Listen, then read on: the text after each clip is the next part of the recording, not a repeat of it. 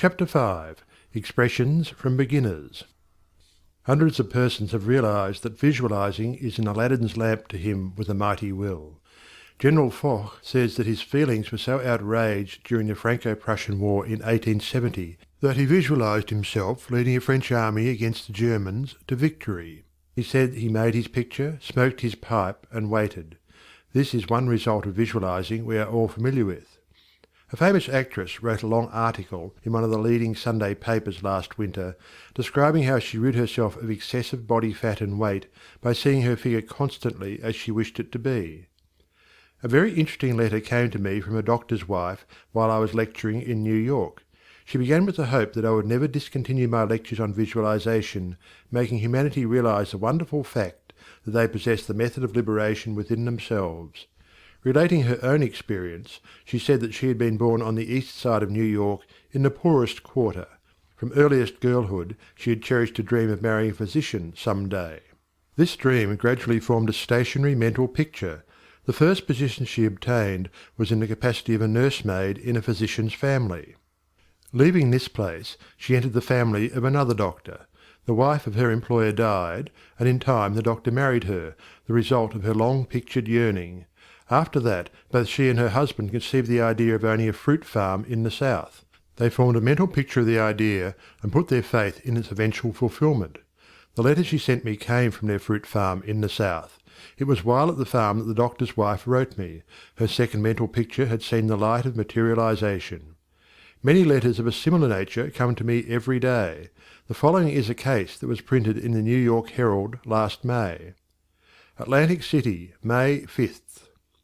She was an old woman, and when she was arraigned before Judge Clarence Goldenberg in the police court today, she was so weak and tired she could hardly stand. The judge asked the court attendant what she was charged with.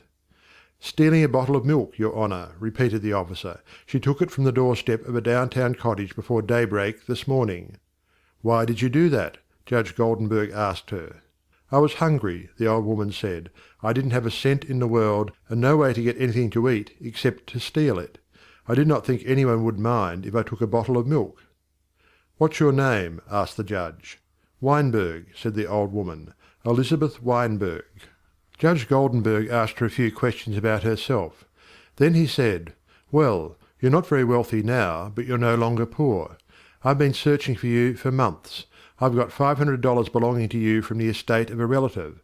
I'm the executor of the estate." Judge Goldenberg paid the woman's fine out of his own pocket, and then escorted her into his office, where he turned the legacy over to her and sent a policeman out to find her a lodging place. I learned later that this little woman had been desiring and mentally picturing $500, while all the time ignorant of how it could possibly come to her, but she kept her vision and strengthened it with her faith. In a recent edition of Good Housekeeping there was an article by Addington Bruce entitled "Stiffening Your Mental Backbone." It is very instructive and would benefit anyone to read it. He says, in part, "Form the habit of devoting a few moments every day to thinking about your work in a large, broad, imaginative way, as a vital necessity to yourself and a useful service to society." Huntington, the great railway magnate, before he started building his road from coast to coast, said that he took hundreds of trips all along the line before there was a rail laid. It was said that he would sit for hours with a map of the United States before him and mentally travel from coast to coast, just as we do now over his fulfilled mental picture. It would be possible to call your attention to hundreds of similar cases. The best method of picturing to yourself that which you may desire is both simple and enjoyable, if you once understand the principle back of it well enough to believe it. First, and above everything else, be sure of what it is you really want. Then specialize your desire along these lines. End of Chapter 5.